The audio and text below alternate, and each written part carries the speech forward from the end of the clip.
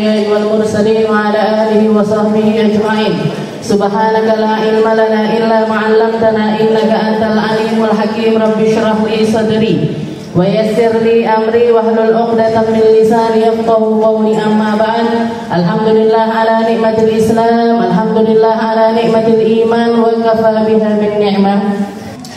Kita lanjutkan pembahasan kita di dalam kitab Taqriratus Sadidah, di dalam kitab yang membahas tentang ilmu fikih. Kalau kemarin jangan ingat kita bahas tentang wudu, setelah itu juga sunnah-sunnahnya wudu, dan lanjutannya sekarang kita akan membahas tentang nawaqidul wudu, tentang perkara-perkara yang membatalkan wudu. Perkara yang membatalkan wudu ini secara globalnya ada 4 macam. Jadi ada 4 perkara yang membatalkan wudu. Secara globalnya ada 4 perkara.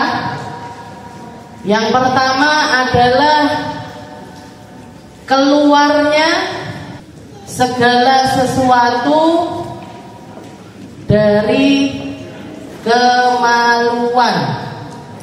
Keluarnya segala sesuatu dari kemaluan. Lalu yang kedua adalah hilangnya akal.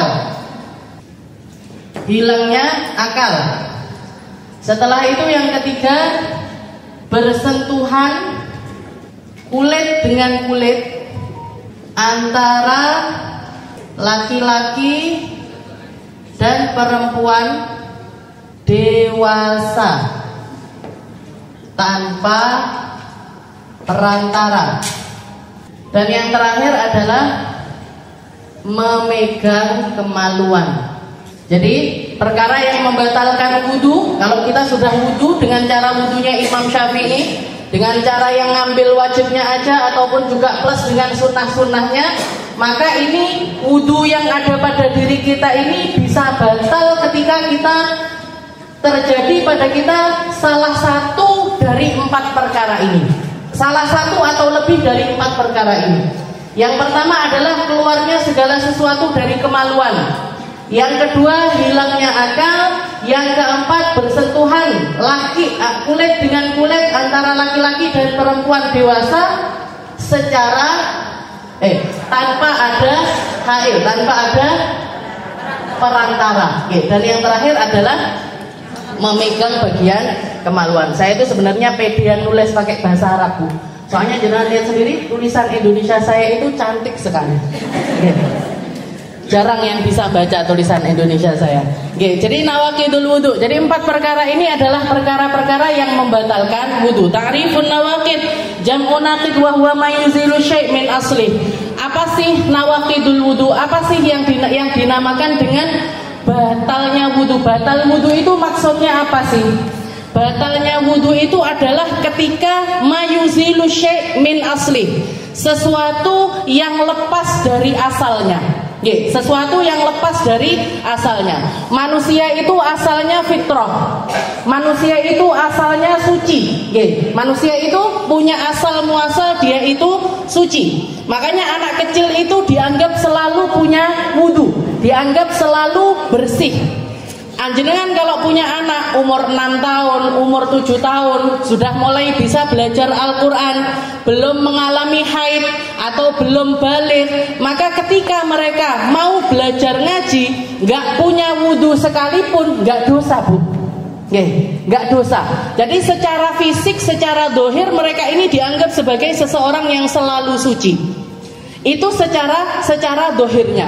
Batinnya juga gitu. Batinnya mereka ini Allah Ta'ala bahkan ngangkat yang bagian nuliskan catatan amal keburukan ini diperek nih sama Gusti Allah.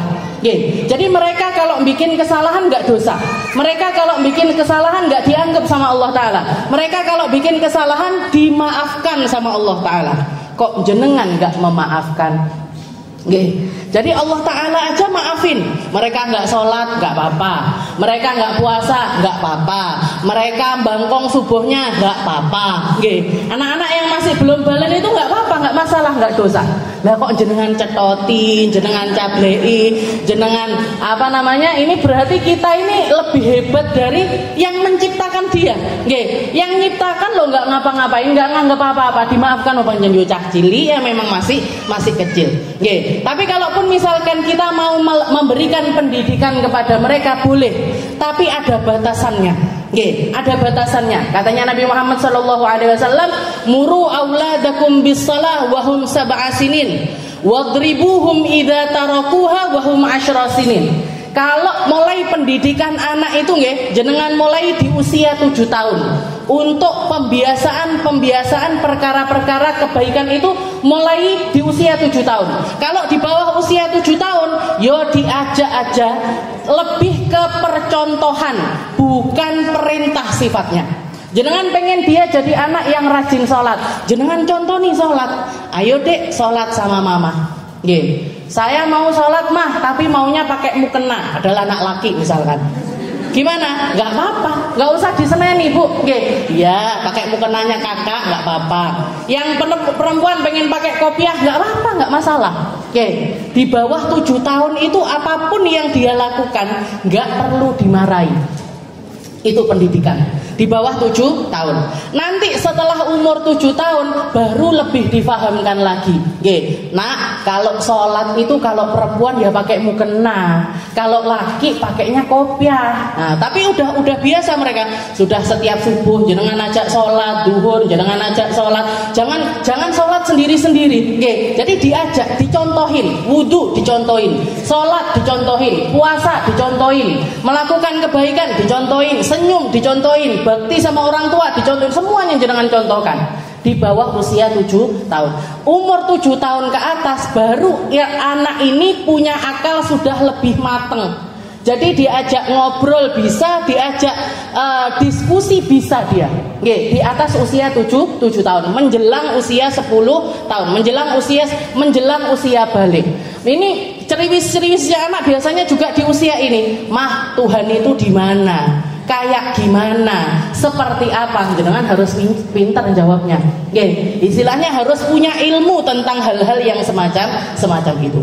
Baru kok misalkan sampai, dan biasanya kalau jenengan sudah memulai pendidikan mulai dari di bawah usia 7 tahun, balik mereka sudah terbiasa dengan semua hal-hal yang perlu untuk mereka lakukan di dalam kehidupan mereka, di dalam ibadahnya kepada Allah Subhanahu wa taala. Tapi kalau jenengan baru memulainya usia 9 tahun, baru mulai ketika mereka balik, ya pasti nolak. Nggih, halah kok ujuk-ujuk saya digepuk suruh sholat. Nggih, dulu-dulu kemana aja mah? Nggih, dulu-dulu kemana aja kok saya nggak pernah diajak, nggak pernah dicontohin, baru sekarang kok langsung tahu-tahu dicubit atau dipukul. Nah, katanya Nabi Muhammad, nanti kok masuk usia 10 tahun mereka masih sholatnya bolong-bolong, yang perempuan pakai jilbab nggak mau dan lain sebagainya, boleh dipukul. Nggih, boleh dipukul. Tapi ingat, pukulannya dorban ghairu mubarrah, pukulan yang nggak sampai meninggalkan bekas. Nggih, dorban ghairu mubarrah itu pukulan yang nggak sampai meninggalkan bekas. Nggak boleh sampai keluar ungu-ungu, nggak boleh. Keluar biru-biru nggak boleh. Apalagi sampai patah tulang dan lain sebagainya. Nggak boleh. Jadi katanya Nabi Muhammad kalau nyontohin pendidikan ke istrinya itu, beliau pernah beberapa kali mukul istrinya yang kadang-kadang nolak apa yang diperintahkan Nabi dan lain sebagainya. Itu Nabi Muhammad mukulnya pakai kayu siwak. Kayu siwak itu segini loh bu. Puk, itu pun nggak pok, ngoten boten. Puk gitu toh. Tapi pukulan ini kalau dari orang yang nggak biasa mukul sakit. Oke, dari orang yang nggak biasa marah kok marah, mesti berefek. Tapi kalau jenengan umbar marahnya bentino nesu. Ayo deh, sarapannya dimakan, susunya diminum. Apa-apa dimulai dengan marah yang nggak ngefek. Oh, dikira nada suara itu ya sak gini. Oh, volume ya sak volume nih buku ini. Jadi ini pendidikan yang diajarkan sama Rasulullah Sallallahu Alaihi Wasallam. Jadi mayuzilu syai' min asli. Jadi yang membatalkan wudu ini, setelah seseorang itu mengalami balik, setelah ketika seseorang itu mengalami balik, dia sudah punya catatan amal. Kalau sudah punya catatan amal, sudah pasti melakukan dosa dan lain sebagainya. Kalau perempuan sudah mengalami menstruasi, kalau laki-laki sudah keluar mani dan lain sebagainya, maka orang ini, kita baru di situ mulai ada yang namanya seseorang berhadas dan seseorang tidak berhadas. Kapan seseorang berhadas? Hadas ada dua macam, ada hadas besar, ada hadas kecil. Ada hadas besar, ada hadas kecil. Kapan kita berhadas besar? Ketika terjadi sesuatu yang sifatnya itu junub, yang sifatnya itu adalah perkara yang besar, yaitu keluar mani ataupun juga selesai dari nifas ataupun haid biasanya. Nah, ini namanya hadas besar. Kalau hadas kecil ini apa? Nah, ini perkara-perkara yang kalau salah satu dari 4 ini terjadi pada diri kita. Yang pertama apa? Yang pertama adalah keluarnya segala sesuatu dari kemaluan. Kemaluan ini mencakup kubul dan juga dubur. Kubul itu apa, Ustazah? Kubul itu kemaluan bagian depan. Kalau perempuan, maaf, Rasulullah mengingatkan la haya fiddin. Kalau membahas masalah agama nggak perlu malu-malu, nggak perlu malu-malu. Kubulnya perempuan ini mana? Kubulnya perempuan itu kemaluan bagian depan, di mana jenengan keluar kencing dan juga jalan tengahnya. Digambar apa enggak? Jadi yang bagian depan itu, kalau bagian yang keluar pipis, itu kemaluan depan. Sekaligus yang bawahnya, Jadi di bawahnya bagian kencing itu masih masuk ke dalam kubul, Yang keluar dari situ biasanya keputihan, darah haid, darah nifas. Kalau orang hamil berarti ya keluar dari situ janin, bayi. Nah itu keluarnya dari bagian kubul. Ini namanya kemaluan bagian depan. Kalau dubur yang mana? Dubur itu adalah kemaluan bagian belakang. Yang keluar darinya itu, yang jangan tahu sendiri. BAB. Jadi min qubul wa awrih aw ghairu illa al-mani sawan akan al-kharij mu'tadan aw ghairu mu'tad radban amjad. Dikatakan sesuatu yang keluar, sesuatu yang keluar dari kemaluan ini, gak pandang bulu. Apapun yang keluar darinya, yang biasa ataupun gak biasa, kering ataupun juga basah, semuanya membatalkan wudu. Semuanya membatalkan wudu. Kencing kah yang biasa keluar, kencing, keputihan, wadi, madi, nah itu semuanya membatalkan wudu. Setelah itu yang nggak biasa keluar apa? Keluar batu misalkan. Orang kencing batu keluarnya batu. Atau misalkan juga yang nggak biasa kayak cacing. Ada orang kreminan, cacingnya keluar, masuk lagi, keluar lagi, masuk lagi, keluar lagi. Gimana ini? Setiap ingu-ingu keluar batal. Nah, setiap kali, padahal hidup Ustazah, walaupun hidup, tapi karena dia keluar dari bagian kemaluan kita, maka semuanya membatalkan wudu.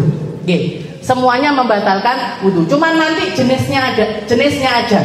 Ada yang suci, ada yang najis. Sesuatu yang keluar dari kemaluan ada yang suci. Apa yang keluarnya suci? Ya kayak itu tadi. Kayak sesuatu yang hidup, sesuatu yang hidup. Jadi cacing itu hidup.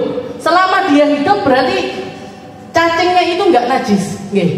Semua hewan selama hidup itu nggak najis. Kutu ngeng jalan-jalan di atas kepala kita. Suci apa najis? Suci. Tapi begitu jenengan pites di atas ini, maka kita sama aja sedang membawa bangkai. Nggak sah sholat kita kalau bawa yang seperti itu. Jenengan lagi sholat ada nyamuk nging. Jangan taplok, gimana ini? Selama dia hidup, nggak masalah, nggak najis, nempel di kita, jangan lulus gini, misalkan nyamuknya, gimana? Nggak apa-apa, nggak masalah. Tapi begitu jenengan pencet dia, akhirnya mati di tangan kita, nah itu hukumnya menjadi najis. Jadi semua yang hidup itu suci. Nah, semua yang hidup itu suci. Nanti ketika dia jadi bangkai, baru dilihat dulu keadaan kematiannya dan lain sebagainya. Nah, nanti juga ada yang namanya mani. Mani itu hukumnya suci. Karena apa? Karena dia adalah asal dari manusia. Jadi asal dari manusia. Kita semuanya berasal dari mani. Kalau mani itu najis, berarti kita semuanya najis. Makanya mani itu dianggap sebagai sesuatu yang suci. Ditambah lagi Sayyidah Aisyah pernah ketika Rasulullah SAW mau keluar dari rumahnya, berangkat mau sholat, diingatkan sama Sayyidah Aisyah, ya Rasul, di sarungnya jenengan itu ada mani yang terciprat di situ, ada sperma yang terciprat di tempat tersebut. Maka Rasulullah balik lagi ke dalam rumah, sama Nabi Muhammad cuman dikerik, Bu. Jadi maninya itu cuman dikerik aja, habis itu tetap dipakai sarungnya, dipakai berangkat sholat. Ini yang menunjukkan kalau mani itu hukumnya adalah suci. Tapi ketika seseorang keluar mani, itu mewajibkan mandi.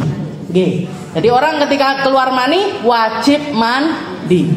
Tapi maninya sendiri atau bendanya itu, maka itu dihukumi sebagai sesuatu yang suci. Nah, selain mani ada lagi yang namanya madi, ada lagi yang namanya wadi. Sudah tahu apa belum mani, madi? Mani, madi, wadi. Saya jelaskan ya. Jadi kemaluannya perempuan itu saya gambarkan akhirnya ya. Jadi kemaluannya perempuan itu bentuknya seperti ini. Nah, nanti di sini ada kayak gelembung-gelembung, di sini ada kayak gelembung-gelembung bagian dalamnya. Nah, para ulama fikih itu membagi, yang sini kelihatan ya. Jadi ulama fikih itu membagi kemaluan itu jadi 3 bagian. Ini namanya kemaluan dalam, ini namanya kemaluan tengah, ini yang namanya kemaluan luar. Jadi ada kemaluan dalam, ada kemaluan tengah, ada kemaluan luar. Batasannya apa Ustazah? Kemaluan dalam. Ini kalau di dalam fikih, maaf saya jelaskan secara detail. Ma la yasilu fihi zakarul majami'.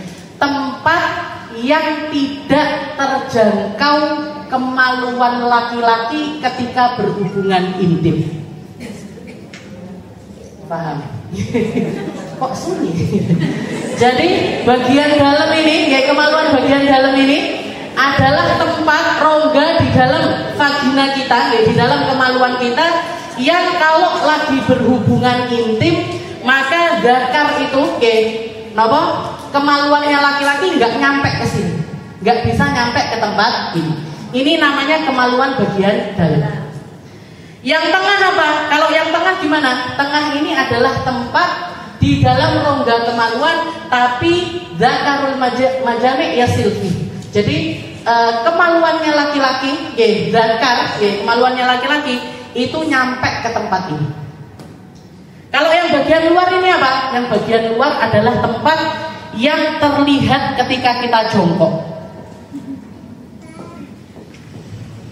Jadi jenengan kalau dodok buka kabeh. Nah ini namanya kemaluan bagian luar. Ini namanya kemaluan bagian luar. Dari bagian dalam, dari kemaluan bagian dalam keluar macam-macam Bu dari sini. Keluar bayi, keluar dari sini. Habis itu darah haid, darah nifas, darah istihadah, semuanya keluar dari bagian dalam. Yang selain darah, ada yang namanya mani, ada yang namanya madhi, ada yang namanya wadi. Jadi ada 3 macam perkara yang keluar dari tengah, yang selain darah. Ada yang namanya mani, ada yang namanya madhi, ada yang namanya wadi. Ini sudah nikah semua di sini? Oh, belum. Ada yang belum. Tapi tidak apa-apa, mau kan persiapan. Ini sesuatu yang harus paham ini kita. Karena ini kaitannya sama perempuan ini sering banget keluar. Jadi ada yang namanya mani, ada yang namanya madhi, ada yang namanya wadi. Apa bedanya mani sama madhi? Mani sama madhi. Yang pertama sama yang kedua. Ini adalah cairan yang keluar dalam keadaan seseorang itu bersyahwat. Jadi selalu ada syahwat yang mendahului. Tahu nggih syahwat? Gairah. Nggih, apalagi bahasanya. Jadi sesuatu yang memang hasrat yang ada, yang ditaruh sama Allah Ta'ala di dalam diri manusia, nggih, untuk melanggengkan keberadaan manusia. Karena ketika seseorang sudah nggak bersyahwat, nggak punya lagi yang namanya syahwat, dia pasti nggak pengen nikah. Kalau sudah nggak pengen nikah, gimana caranya dapat keturunan? Kalau penyakit nggak bersyahwat ini melanda seluruh umat manusia, terputuslah yang namanya generasi manusia tersebut. Oke. Makanya Allah Ta'ala naruh ini di setiap diri manusia, baik laki-laki maupun perempuan, dikasih sama Allah Ta'ala yang namanya syahwat. Tujuannya apa? Tujuannya biar mereka punya keinginan untuk menikah. Setelah menikah nanti pengen punya anak, generasi umat manusia ini akan terus berkelanjutan. Dan kalau umat Islam tujuannya adalah meneruskan sujudnya para pendahulu. Jenengan ketika punya anak, fungsi utama dari anak itu apa? Jenengan sekarang orang ahli sujud. Pengennya nanti anak-anaknya juga jadi ahli sujud. Nanti punya cucu jadi ahli sujud. Nanti punya cucu lagi jadi ahli sujud. Terus seperti itu. Dan kita, ketika menjadi orang yang berproses dengan bermindset dengan mindset yang seperti itu, pahalanya orang yang ahli sujud dari keturunan kita semuanya dapat pahalanya. Kita akan dapat pahala dari anak cucu kita. Jadi syahwat. Nah, ini mani sama madi ini, dalam proses yang namanya jima, hubungan intim, itu ada sesuatu yang keluar dari masing-masing kemaluan. Ada kalanya namanya mani, ada kalanya namanya madi. Jadi mani madi ini nggak mungkin keluar tanpa sebab. Nggak mungkin orang jenengan lagi duduk-duduk jujuk metu mani. Ini mesti ada syahwat yang mendahului. Entah karena melihat cowok ganteng, apa karena memang lagi pengen dan lain sebagainya. Nah, nanti yang pertama keluar namanya adalah madi. Yang pertama kali keluar namanya adalah madi. Pelumas, kalau orang sekarang ngomongnya itu pelumas. Nah, ini namanya madi. Sesuatu yang keluar ketika seseorang bersyahwat tapi belum sampai klimaks. Yang belum nikah pasti bingung. Apa itu? Jadi belum sampai klimaks. Kalau sampai klimaks, ini yang keluar namanya mani. Jadi kalau yang tandanya kalau klimaks ini apa? Keluarnya bitadafuk. Keluarnya itu kayak sesuatu yang memancar. Mau laki mau perempuan kerasa. Setelah keluar, bikin badan jadi lemes. Nah, ini namanya mani. Paham gitu? Lah kayak video. Saya sendiri aslinya ngomong yo isin Bu. Tapi ini harus dijelaskan karena kaitannya sama mandinya jenengan, wudunya jenengan. Kalau jenengan salah sangka, mani dikira mandi dikira wajib. Akhirnya yang harusnya mandi dia cuma wudu, yang harusnya cuma wudu dia malah mandi. Bledru. Makanya harus dijelaskan. Jadi yang namanya mani sama mandi ini nggak keluar secara otomatis enggak. Tapi keluarnya itu dengan sebab adanya syahwat. Nah, bedanya apa antara mani sama madi? Bedanya adalah kalau mani hukumnya suci. Jadi bendanya, cairannya hukumnya suci, tapi mewajibkan mandi.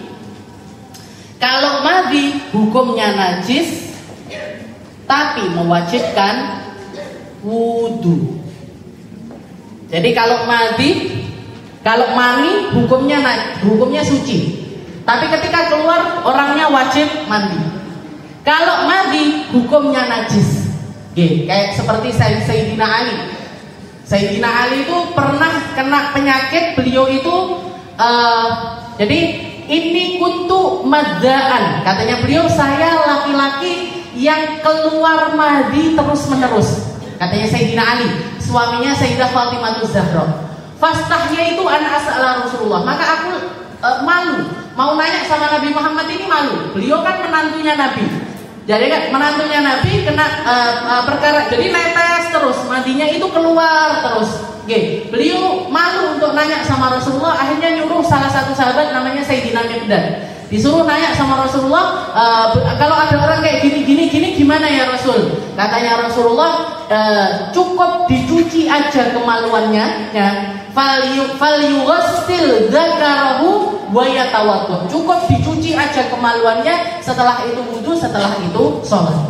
Nah, ini menunjukkan kalau madi itu hukumnya adalah najis, bendanya najis, makanya disuruh nyuci sama Nabi Muhammad, suruh istinja beliau, tapi hanya mewajibkan wudu saja.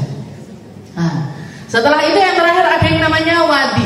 Apa ini wadi? Ini yang biasanya perempuan paling sering keluar. Biasanya kita nyebutnya keputihan. Nah, biasanya nyebutnya keputihan. Sesuatu yang keluar, misalkan jenengan barusan ngangkat beban, tahu-tahu keluar kayak ser. Nah, itu berarti keputihan. Atau jenengan kencing, habis itu ada lengket-lengket yang ikut keluar. Nah, ini namanya juga adalah wadi. Nah, wadi ini tiba-tiba keluarnya. Jadi enggak ada syahwat, dia bisa keluar. Hukumnya gimana? Hukumnya sama kayak madi. Najis dan mewajibkan wudu saja. Najis, bendanya najis. Jadi jangan kalau sholat dilihat ke kamar mandi kok di celana dalamnya ada kelelor kayak gitu, ada kelelor. Tapi apa namanya? Kayak ada lengket-lengket seperti itu, maka berarti celana dalamnya nggak bisa dipakai lagi. Harus ganti celana dalam ataupun sholat tanpa pakai celana dalam. Nah, jadi ini yang namanya wadi. Ada wadi, ada madi, keputihan. Nah, ini semuanya keluar dari bagian dalam. Bedanya cuma itu tadi. Kalau mani suci mewajibkan mandi, madi sama wadi najis tapi mewajibkan wudu. Setelah itu kalau dari bagian tengah ini apa yang keluar? Katanya para ulama, al-faraj kal ainain. Kemaluan perempuan itu sama kayak mata. Selalu ada basah-basahnya. Jangan kalau megang mata walaupun tidak nangis, itu mesti ada basah. Kalau nggak basah nggak bisa kedip.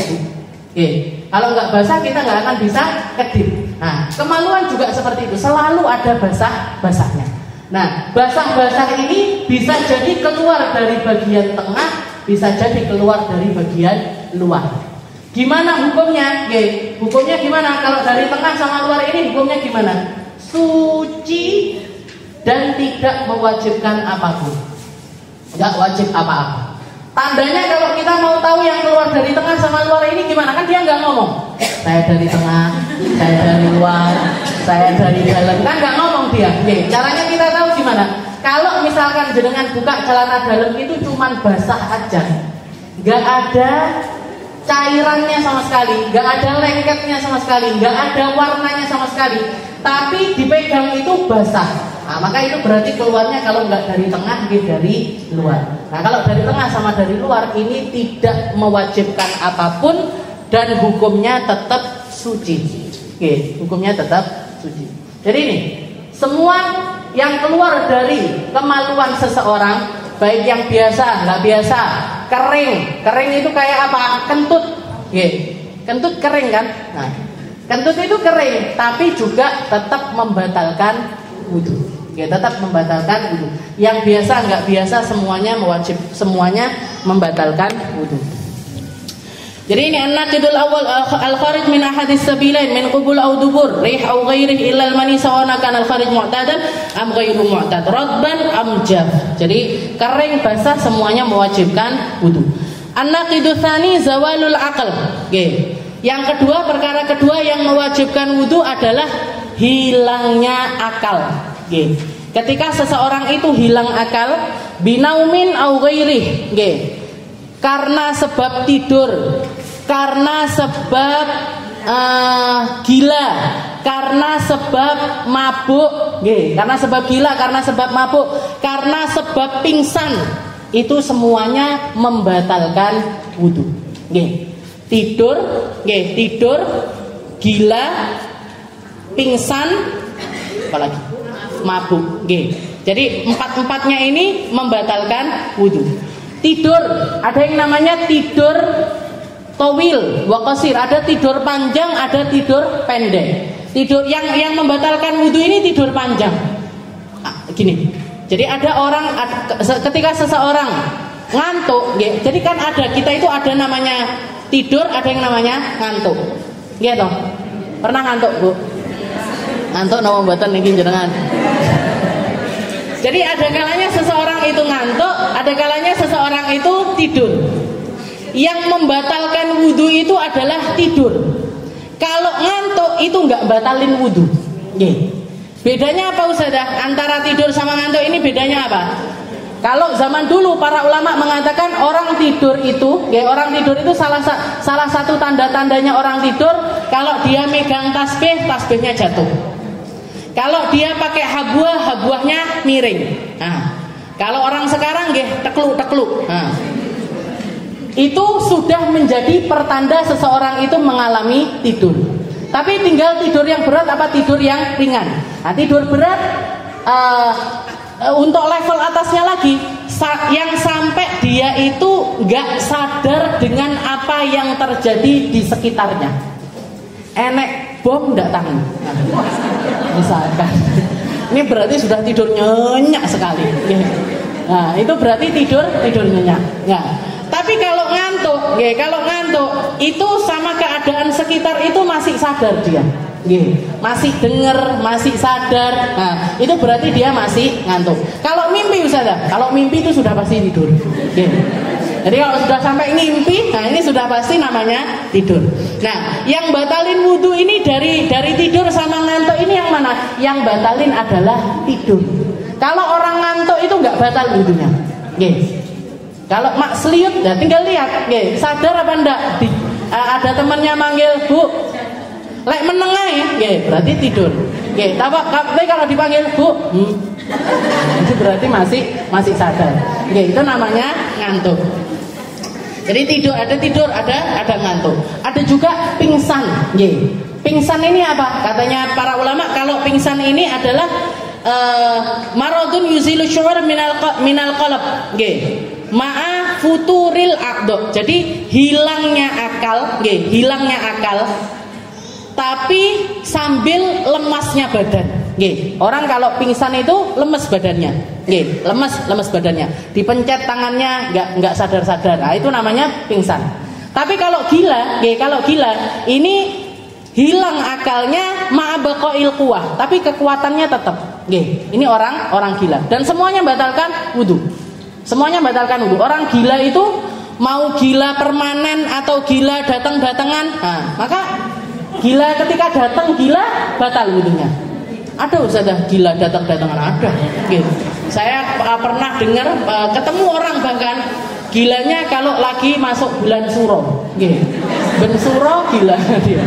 Nah, nanti nggak mau jilbaban, nanti nggak mau ngomongnya ngelantur dan lain sebagainya. Berarti gimana ya sudah? Ketika dia dalam keadaan kayak gini ya, berarti dia batal wudunya. Nah, orang namanya gila, hilang akalnya. Ada lagi juga yang namanya sukar. Sukar itu apa? Mabuk. Mabuk. Jadi Allah Ta'ala mengatakan di dalam Al-Quran, ya ayyuhalladzina amanu la taqrabus salata wa antum sukara hatta ta'lamu ma taqulun. Katanya Allah Ta'ala mengatakan, wahai orang-orang yang beriman, jangan kalian mendekati salat ketika kamu masih dalam keadaan mabuk. Sampai kapan? Hatta ta'lamu ma taqulun, sampai kalian paham dengan apa yang kalian ucapkan. Karena yang namanya orang mabuk itu biasanya ndeleming. Tahu ndeleming nggih? Ngomongnya itu ngelantur. Dulu sebelum datangnya agama Islam, orang Mekah, orang Madinah itu salah satu hobi yang seringkali mereka lakukan itu mabuk-mabukan. Mereka orang yang banyak dari orang Mekah, orang Madinah itu yang tenggelam kalau malam itu sudah senengannya mabuk-mabuk. Bahkan nggak kenal waktu, pagi kah, siang kah, sore, malam, mereka sering mabuk. Dan itu menjadi ungkapan prestis. Kalau orang-orang kaya minum birnya yang harganya sekian, nah, seperti itu. Orang sekarang sama sebenarnya. Jadi bir itu kan mahal nama badan. Mahal, tahu berarti jenengan. Nah, jadi bir itu atau minuman keras itu harganya mahal-mahal. Harganya mahal-mahal. Zaman Nabi juga seperti itu dulunya.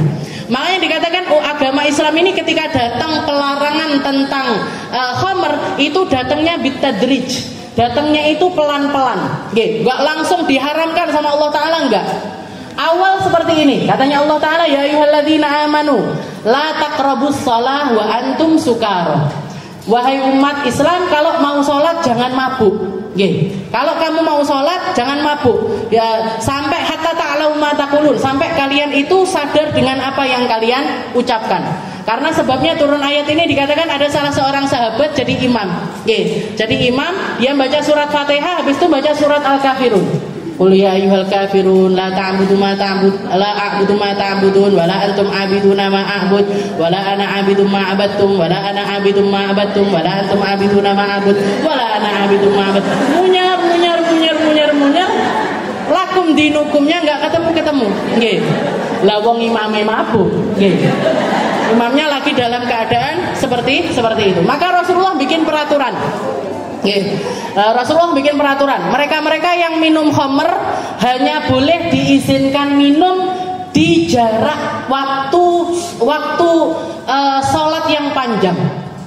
Kapan itu? 2 waktu, setelah sholat isya atau setelah sholat subuh. Setelah sholat isya atau setelah sholat subuh. Dulu diizinkan, dulu bu, nggak sekarang. Dulu sama Rasulullah diizinkan. Habis isya mabuk, insya Allah subuh sudah sadar. Habis subuh mabuk, nanti duhur insya Allah sudah sadar. Nah, jadi pertimbangannya Nabi seperti itu. Maka dibikin peraturan seperti itu. Tapi setelah ada banyak kejadian, istilahnya orang kalau sudah mabuk itu kan nggak ngerti. Bahkan para ulama mengatakan khamr ini khotoya, ibunya dosa besar. Ibunya dosa besar. Karena ada kejadian seorang pemuda ahli ibadah, ada orang pengen godain orang ini tadi, disekap, diculik, dimasukkan ke dalam satu rumah, dia dikasih 3 pilihan macam maksiat. Dikasih 3 pilihan macam maksiat. 1 disuruh minum khamr, 1 disuruh berzina sama seorang pelacur, 1 lagi disuruh bunuh seorang anak kecil. Maka laki-laki tersebut mikir, kalau mabuk, yang mabuk cuman aku. Kalau bunuh perempuan, kalau berzina sama perempuan, efeknya antara 2 orang.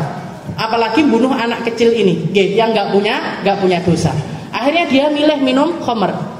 Begitu dia minum khamr, hilang akalnya, zina sama si perempuan, bunuh si anak kecil ini. Tiga-tiganya akhirnya dilakukan. Makanya para ulama mengatakan ini khamr ini adalah ibunya dosa besar. Ibunya dosa besar. Karena orang nggak paham. Makanya salah satu hal yang jadi penjagaannya Allah Ta'ala sama orang-orang mulia, sebelum mereka memeluk agama Islam pun dikasih sama Allah Ta'ala kesadaran untuk meninggalkan khamr. Termasuk diantaranya Sayyidina Abu Bakar As-Siddiq. Jadi sahabatnya Nabi Sayyidina Abu Bakar itu mulai dari kecil, mulai dari sebelum ada agama Islam sudah nggak pernah minum khamr. Karena ketika beliau umur 8 tahun, 9 tahun pernah ngelihat ada orang minum khamr di pinggir jalan, mabuk di pinggir jalan. Tahu-tahu buka celananya, BAB di pinggir jalan. Setelah BAB di pinggir jalan, dalam masih mabuk, diambil BAB-nya dimakan. Katanya Sayyidina Abu Bakar, aku demi Allah gak akan pernah mau mendekati perkara yang bikin seseorang menjadi semenjijikkan ini. Makanya dikatakan dari mulai sebelum beliau berislam sudah nggak minum khamr, nggak pernah menyentuh yang namanya khamr sama sekali. Jadi dan katanya Nabi Muhammad, orang yang pernah nyicipin khamr di dunia nggak akan pernah diizinkan untuk nyicipin khamr di surga. Salah satu minuman surga yang dikasih sama Allah Ta'ala, sungai-sungainya Allah Ta'ala itu ada sungai dari susu, ada sungai dari madu, ada sungai dari zanjabil, dari air jahe. Termasuk diantaranya ada sungai yang isinya itu adalah khamr. Siapapun yang pernah nyicipi khamr di dunia gak diizinkan nyicipi khamr di akhirat. Tapi khamrnya surga nggak bikin orang mabuk, nggak bikin orang geliyeng, nggak bikin orang deleming. Itu bedanya. Jadi ini semuanya, jadi mau mabuk, mau gila, mau tidur, kecuali ngantuk. Yang nggak bikin batal itu cuman ngantuk saja. Yang nggak bikin batal cuman ngantuk saja. Yang lainnya semuanya membatalkan wudu. Semuanya membatalkan wudu. Tapi ada satu tidur, ada satu tidur yang tidak membatalkan wudu. Namanya adalah naumun mumakkin maq'adatahu minal ardh. Naum mumakkin maq'adatahu minal ardh. Jadi tidur mumakkin maq'adatahu minal ardh. Jadi tidur yang tempat duduknya menetap di tanah. Tidur yang tempat duduknya kita itu apa? Ini, maaf pantatnya kita nempel di tempat duduknya. Nah, ini satu-satunya tidur yang tidak membatalkan wudu. Kenapa? Karena dikatakan zamannya Nabi, para sahabat itu kan kerja dari pagi. Zaman belum banyak lampu. Jadi semua orang rata. Pagi buat kerja, malam buat istirahat. Kalau sekarang kan macam-macam. Ada orang kerjanya malam, ada orang kerjanya sore, ada orang kerjanya pagi. Zamannya Nabi semua rata. Pagi sampai sore itu buat kerja. Nah, nanti begitu selesai kerja menjelang maghrib, mereka ngumpul di masjidnya Rasulullah SAW. Sholat maghrib jamaahan, setelah itu duduk nunggu sampai isya. Banyak diantara mereka milih untuk nggak pulang ke rumah karena takut kebablasan isyaknya. Jadi nunggu di masjidnya Rasulullah SAW. Ada satu sahabat yang mensifatkan duduknya para sahabat waktu itu, mereka yatatawaluna ru'usahum. Saking capeknya kerja, ini kepalanya sampai beliut-beliut gini. Wing lomba, sampai ada yang terjungkir-jungkir di tempat duduknya, Tapi begitu datang adzan isya, mereka langsung berdiri, langsung sholat isya, nggak pakai wudu, nggak ditegur sama Rasulullah Sallallahu Alaihi Wasallam, nggak ditegur sama Nabi. Padahal jelas-jelas mereka ini tidur, nggak sadar, bahkan mimpi, bahkan mimpi, tapi nggak ditegur sama Nabi. Kenapa kok seperti itu? Karena tidurnya naumun memakin maq'adatahu minal ardh. Mereka tidur, duduknya ini enggak berubah. Duduknya ini enggak berubah. Syaratnya orang bisa tidur yang enggak batal ini gimana?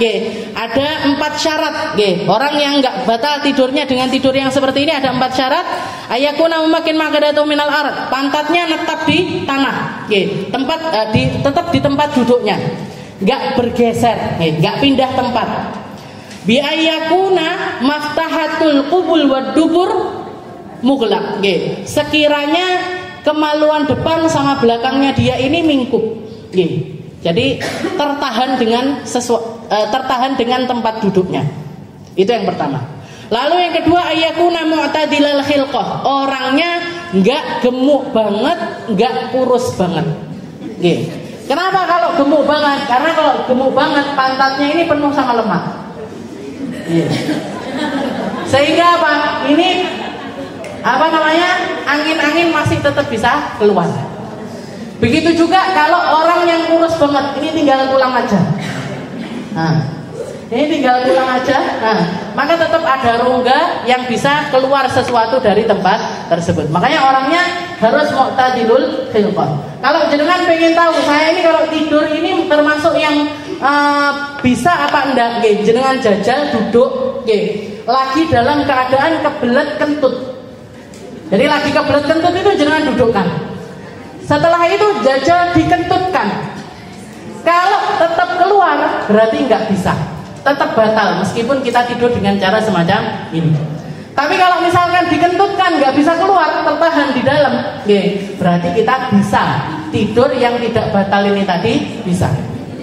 Berarti masih dianggap mu'tadilul khilqah, masih dianggap orang yang tengah-tengah, nggak kurus banget, nggak gemuk banget. Itu yang kedua, mu'tadilul khilqah. Yang ketiga, syarat yang ketiga ayastayqidu 'alal halatil lati nama 'alaiha. Syarat yang ketiga, begitu dia bangun dari tidurnya, duduknya ini nggak berubah, jadi nggak ketika tidur duduk, begitu bangun terentakin, wis ngelebak di tempat di musola misalkan, wis berarti pasti batal. Atau misalkan dia lagi ketika tidur itu silo, duduknya kayak jenengan duduk gini, silo, tahu-tahu bangun kayak tahiyat akhir, rapi gitu, gimana? Nah, berarti batal. Pokoknya kalau mau berubah ke baik, kalau berubah nggak baik, nah maka tetap semuanya dihukumi batal. Yang nggak boleh berubah dari tempat duduknya. Posisinya tidur ini harus tetap. Dan yang terakhir, Allah yukhbiruhu ma'sum inda ramli. Yang keempat, syaratnya nggak ada orang yang ngasih tahu kalau dia itu batal wudunya. Begitu dia bangun tidur mau langsung sholat, ada yang bilang, kamu tadi lo ngentut sak musola denger. Kamu tadi ngentut sak musola ini dengar semua, kok tahu-tahu langsung berdiri sholat. Nah, berarti gimana ya? Sudah batal. Langsung wudu, harus wudu lagi. Tapi kalau nggak ada orang yang ngasih tahu, nggak ada orang yang ngasih tahu, maka wudunya tetap sah. Jadi tetap nggak batal wudu. Ini yang kedua, hilangnya akal. Lalu yang keempat, anak itu salih, yang ketiga adalah iltiqa'u basyaratain. Rajulun wa imra'atin kabirain ajnabiyain min ghairi ha'il.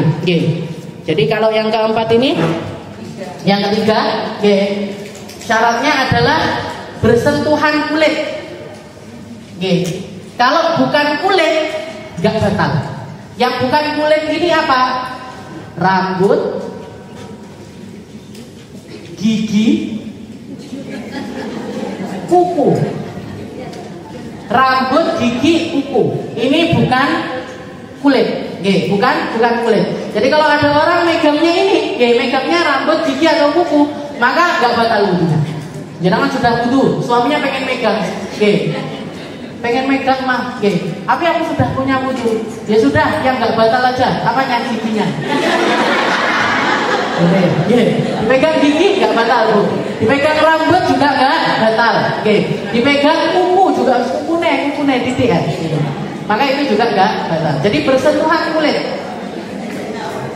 Setelah itu, salah satunya ataupun dua-duanya, kulit sama kulit ataupun kulit dengan sesuatu yang lain. Jadi yang batal itu kalau kulit sama kulit. Jadi misalkan suaminya nggak terus gigi sama gigi gini, atau rambut sama rambut gini, atau kuku sama enggak. Tapi kulit sama kulit itu yang batal. Satunya kulit, satunya kuku nggak batal. Satunya kulit, satunya rambut nggak batal. Jadi bersentuhan kulit antara laki-laki dan perempuan. Antara laki-laki dan perempuan. Berarti gimana? Kalau perempuan sama perempuan nggak batal. Laki-laki sama laki-laki juga nggak batal. Laki-laki sama laki-laki juga nggak batal. Laki-laki sama khunsa. Tahu khunsa bu? Khunsa itu orang yang punya dua alat kelamin. Waria itu bukan. Jadi bukan transgender juga bukan. Tapi unta itu benar-benar orang. Jadi gini, tandanya itu unta itu bisa jadi orang yang nggak punya kelamin sama sekali. Nggak punya kelamin sama sekali. Dilihat nggak ada kemaluan. Yang mirip ke laki nggak ada, yang mirip ke perempuan juga nggak ada. Nggak punya kelamin. Atau yang kedua, punya kelamin, punya kelamin dua. Berfungsi dua-duanya. Berfungsi dua-duanya. Jadi maaf, punya kelamin laki, punya kelamin perempuan, dua-duanya berfungsi. Misalkan berfungsinya itu tandanya apa? Keluar haid. Yang dari laki-laki keluar sperma. Nah, berarti dua-duanya berfungsi. Ini dia namanya khunsa. Nanti ada pembahasannya sendiri. dia nggak boleh ngimami perempuan.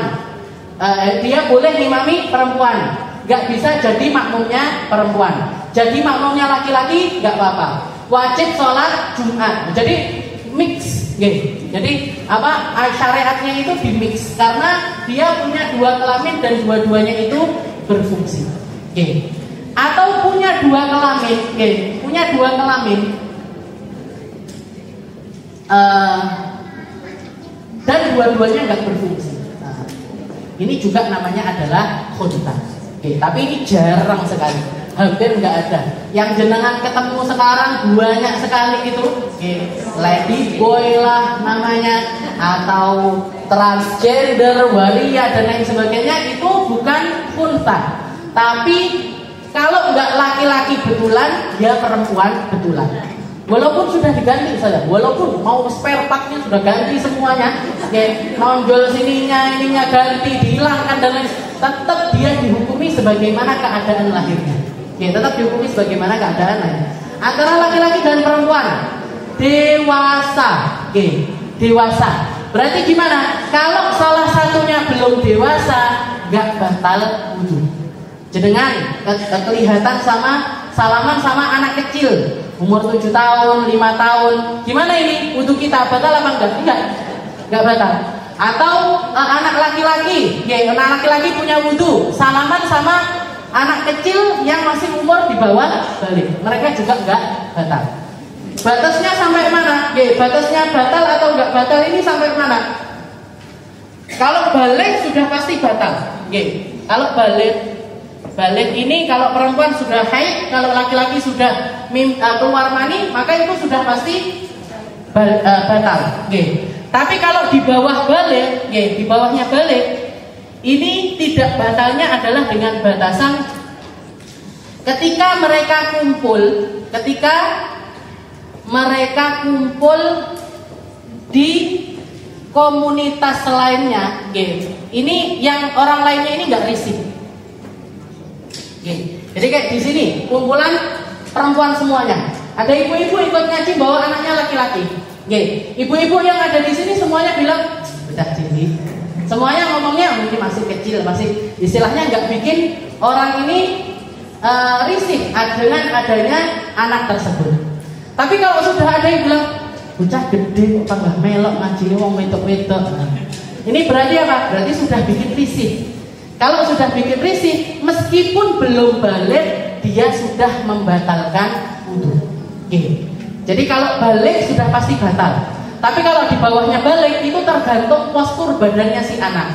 Ada anak yang kadang-kadang umur 8 tahun tapi sudah tinggi, badannya sudah berisi. Maaf kalau perempuan sudah keluar payudaranya dan lain sebagainya, berarti ini sudah nggak boleh. Kalau ada laki-laki megang dia, batal sudah wudunya. Anak ini pun kalau megang laki-laki seperti itu juga batal wudunya. Jadi ini yang namanya dewasa tanpa perantara. Kalau pakai perantara nggak batal. Perantara itu gimana? Jenengan pengen salaman sama kiai atau sama ulama gitu Nah, ulamanya mau diajak salaman misalkan. Gimana caranya biar nggak batal wudu? Pakai hail, pakai kain dibuntel, setelah itu salaman. Saya beberapa kali salim sama Habib Salim Asyatiri, jadi Sultanul Ulama di Yaman sana, gurunya Habib Umar bin Habib. Kita kalau main ke rumahnya beliau mesti dihadiahin kitab. Dan beliau mau salaman sama perempuan. Tapi caranya yang gitu, sak tangan ini diblebet pakai imaman. Nanti salaman satu-satu salaman. Boleh, nggak apa-apa. Jadi dan nggak batal. Jadi caranya adalah dengan adanya perantara. Dengan adanya perantara. Pakai kaos tangan. Itu yang kedua, yang ketiga dan yang terakhir adalah an-naqidur rabi' masfuqu bulil adami, au halaqati duburihi bi batnir raha au butunil asabi. Yang terakhir adalah batal juga wudu seseorang ketika nyentuh kemaluan. Ketika nyentuh kemaluannya manusia, nggak harus besar. Anak kecil pun juga batalkan wudu. Dengan apa? Bi batnir raha. Dengan telapak tangan, dengan telapak tangan, au butunil asabi atau bagian atasnya, jari-jari ini tadi, kalau kena kemaluan, mau itu kemaluannya sendiri, mau itu kemaluannya orang lain, mau kemaluannya orang lain ini hidup ataupun mati, mau anak kecil ataupun dewasa, semuanya membatalkan wudu. Jadi jenengan kalau misalkan sudah wudu mau nyeboin anaknya atau cucunya, atau anaknya atau cucunya kok megang pakai tangan gini, batal wudunya. Batal wudunya. Kalau nggak mau batal pakai apa? Pakai sini. Jadi nyeboinnya pakai punggung tangan boleh, pakai kaki boleh, Diceboin pakai kaki boleh. Nah, itu enggak kalau tetap pengen punya wudu. Tapi timbangan ngono ya pengen dicewok ya ibu, habis itu jangan wudu. Mau itu laki, mau itu perempuan, mau punyanya sendiri ataupun orang lain, punyanya sendiri, jadi kita nyentuh kemaluan kita sendiri itu juga membatalkan wudu, juga membatalkan wudu. Al-qubul adzakaru faqad dunal khysyatain wa sya'ril anah. Maaf. Jadi dari kemaluan itu kita punya kemaluan itu, yang membatalkan wudu ketika disentuh. Untuk perempuan, kalau yang bagian depan adalah maaf, bibir kemaluan bagian, mulainya adalah dari bibir kemaluan bagian depan. Emang ada bibir belakang? Gak ada. Bibir bagian depan itu membatalkan. Dan yang membatalkan kulitnya. Maaf, rambutnya nggak bikin batal. Yo ngapo ta? Yo wes megang rambutnya ae ngapo terusan. Wa taqal man alladhi yakhruj minhu al-kharij dunal as-safha. Jadi yang bibir kanan, bibir kiri itu membatalkan. Yang bagian belakang, Bu, yang bagian belakang itu halaqatud dubur. Tempat yang kalau jenengan pegang berkerut-kerut. Bayang negatif. Nah, ini semuanya membatalkan wudu. Kalau pantat itu saja, pantat enggak batal. Pantat enggak batal. Al-anah. Jadi daerah atasnya kemaluan itu juga enggak batalkan wudu. Tapi tetap malayatimul wajib illa bihi fahuwa wajib. Sesuatu yang enggak sempurna, kewajiban itu tanpanya, maka dia masuk dalam kategori wajib. Kalau misalkan kita sudah punya wudu, sebaiknya tangannya enggak bergerilya di area-area. Kenapa? Takutnya meleset akhirnya kena. Jangan sudah punya wudu melintir bulu rambutnya misalkan. Melintir gini, kepleset. Kena bawahnya, langsung batal. Badna wuduna huwa juz'ul ladzi yastatiru inda al-ihdal rahatan 'ala al-ukhra ma'a tahayyulin yasir. Kalau laki-laki mana? Saya jelaskan juga kalau bagian laki-laki yang membatalkan mana? Az-zakar. Piye bahasane? Batang zakarnya. Dan semua yang ada di atasnya, dan semua yang ada di kulit yang ada di atasnya, itu semuanya yang bikin batal. Kalau bawahnya Ustazah, ini disebutkan soalnya dunal khysyatain wa sya'ril anah. Jadi maaf, bola bagian bawahnya itu, bola bagian bawahnya kemaluannya laki-laki itu enggak membatalkan. Jadi yang membatalkan adalah Jangan paham sendiri lah.